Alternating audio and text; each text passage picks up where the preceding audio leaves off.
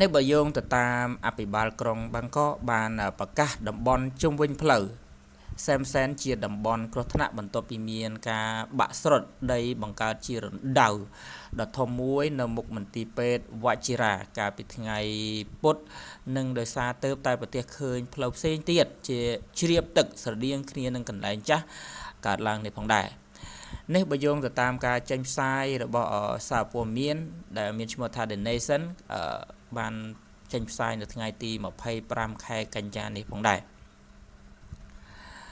ការប្រកាសនេះគឺកើតឡើងបន្ទាប់ពីនៅថ្ងៃប្រហ័សការកន្លងផុតទៅនេះគឺប្រទេសថៃគឺបានប្រទេសឃើញទីតាំងទី2ទៀតបានជ្រាបទឹកចម្ងាយប្រមាណជា2គីឡូម៉ែត្រពីកន្លែងបាក់ស្រុតដែលបង្ហាញសញ្ញាព្រមានស្តៀងគ្នាទៅនឹងកន្លែងបាក់ស្រុតលើកដំបូងផងដែរនេះបើតាមការបញ្ជាក់របស់ប៉ូលីសបានបិទចរាចរណ៍ភ្លាមនៅទីនោះដើម្បីការពារកុំឲ្យមានគ្រោះថ្នាក់ជាបន្តបន្ទាប់ទៀតគួររំលឹកផងដែរថាកាលពីថ្ងៃពុធទឹកជ្រាបត្រូវបានគេប្រទះឃើញជាលើកដំបូងចេញពីផ្ទៃខាងលើផ្លូវនៅមុខមន្ទីរពេទ្យដែលមានឈ្មោះថាវជីរានៅម៉ោងប្រមាណជា6ព្រឹកមុនពេលដែលបាក់ស្រុតនៅម៉ោងប្រមាណជា 6:30 នាទីព្រឹកបង្កើតជារណ្ដៅ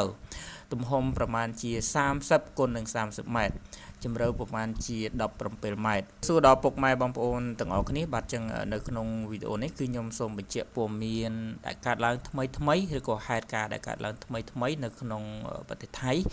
ឬក៏នៅស្រុកសៀមបាទដោយតែប្រិយមិត្តបងប្អូនទាំងអស់គ្នាដឹងស្រាប់ហើយថាមួយរយៈពេលចុងក្រោយនេះមិនថាតែមានចំនួនរវាងព្រំដែនប្រទេសកម្ពុជានិងប្រទេសថៃទេហើយមានចំនួនជាមួយនឹងជនជាតិផ្ដាច់ខ្លួននៅភាគខាងត្បូងផងដែរមានខេត្តដូចជាខេត្តនរាธิវត្តปัตตานีសង្ខឡានិងយ៉ាឡាជាដើមមិនត្រឹមតែប៉ុណ្ណោះគឺមានប៉ះទង្គិចគ្នារវាងតាមព្រំដែនរវាងប្រទេសភូមាហើយនិងប្រទេសថៃដែលបានកើតឡើងជាបន្តបន្ទាប់មិនដែរស្រេចផងដែរបាទហើយអ្វីដែលយើងកត់សម្គាល់គឺមួយរយៈពេលចុងក្រោយនេះគឺស្រុកថៃឬក៏យើងហៅថាស្រុកសៀមគឺមានគ្រោះធម្មជាតិកើតឡើងទួនគ្នាតែម្ដងតើតូនជាមួយនឹងរឿងរ៉ាវហើយនឹងតើតូនមួយនឹងគ្រោះធម្មជាតិនេះគឺអ្វីដែលយើងបានចាប់អារម្មណ៍បន្ថែមហ្នឹងគឺកាលពីថ្ងៃពុធគឺបានបាក់ដីស្រុតជម្រៅប្រមាណជា50ម៉ែត្របាទជម្រៅប្រហែលជា50ម៉ែត្រដូចជាប្រិយមិត្តបងប្អូនដឹងហើយបាទនេះបើយោងទៅតាមអភិបាលក្រុងបាងកកបានប្រកាសតំបន់ជុំវិញផ្លូវសែមសែនជាតំបន់គ្រោះថ្នាក់បន្ទាប់ពីមានការបាក់ស្រុតដីបង្កើតជារណ្ដៅដ៏ធំមួយនៅមុខមន្ទីរពេទ្យវជីរាកាលពីថ្ងៃពុធនិងដោយសារទៅតែប្រទេសឃើញផ្លូវផ្សេងទៀតជាជ្រាបទឹកស្រដៀងគ្នានឹងកន្លែងចាស់កើតឡើងនេះផងដែរនេះបើយោងទៅតាមការចេញផ្សាយរបស់សារព័ត៌មានដែលមានឈ្មោះថា The Nation បានចេញផ្សាយនៅថ្ងៃទី25ខែកញ្ញានេះផងដែរការប្រកាសនេះគឺកើតឡើងបន្ទាប់ពីនៅថ្ងៃប្រហ័សការកន្លងផុតទៅនេះគឺប្រទេសថៃគឺបានប្រទេសឃើញទីតាំងទី2ទៀតបានជ្រាបទឹកចម្ងាយ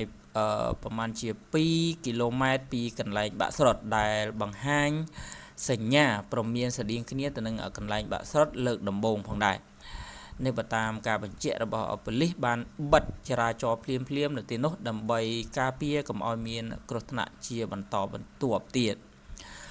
គួររំលឹកផងដែរថាកាលពីថ្ងៃពុធទឹកជ្រាបត្រូវបានគេប្រទះឃើញជាលើកដំបូងចេញពីផ្ទៃខាងលើផ្លូវនៅមុខមន្ទីរពេទ្យដែលមានឈ្មោះថាវជីរានៅម៉ោងប្រមាណជា6ព្រឹកមុនពេលដែលបាក់ស្រុតនៅម៉ោងប្រមាណជា 6:30 នាទីព្រឹកបង្កើតជារណ្ដៅទំហំប្រមាណជា30គុណនឹង30ម៉ែត្រជម្រៅប្រមាណជា17ម៉ែត្រអាជ្ញាធរថៃបានលើកឡើងថាការបាក់ស្រុតនេះគឺបណ្ដាលមកពីការលេចធ្លាយបំពង់ទឹកសំខាន់មួយដែលភ្ជាប់ទៅនឹងការកសាងផ្លូវក្រោមដីហូរនាំដីចូលនៅក្នុងផ្លូវរូងក្រោមដីទើបបណ្ដាលឲ្យមានការបាក់ស្រុតនេះនៅពេលនេះដែរជាងកំពុងព្យាយាមបិទការលេចធ្លាយទឹកនិងលើក បន្ទះបេតុងប៉ុន្តែនៅពេលដែលមានការព្រួយបារម្ភអំពីសុវត្ថិភាពជាពិសេសគឺនៅពេលប្រើប្រាស់រថយន្តស្ទូចនៅជិតកន្លែងកាត់ហេតុលើពីនេះទៅទៀតកម្មករបានប្រើប្រាស់បាវខ្សាច់ប្រមាណដាក់នៅជុំវិញបំពង់ហូរទឹកដើម្បី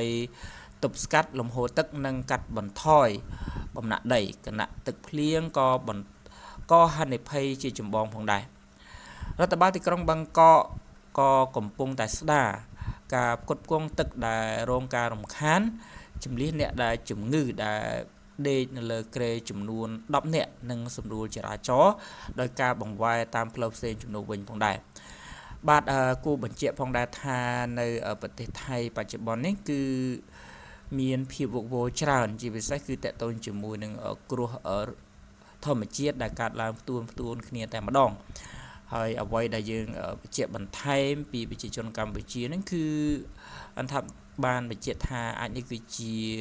កម្ពុជាដែលបានកើតឡើងដែលជាប្រទេសសៀមគឺតែងតែឈ្លានពាននៅលើទឹកដីរបស់ប្រទេសផ្សេងផងដែរបាទនេះគឺជារូបភាពមន្ទីរ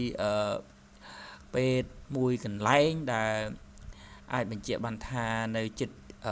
នឹងគឺមានទាំងមន្ទីរពេទ្យមានទាំងកន្លែងស្ថានីយ៍តម្រួតប៉ូលីសផងដែរបាទចឹងព័ត៌មាននេះសូមបញ្ជាក់ឬបញ្ចប់ខ្លីតែប៉ុណ្្នឹងឯងសូមគោរពអរគុណ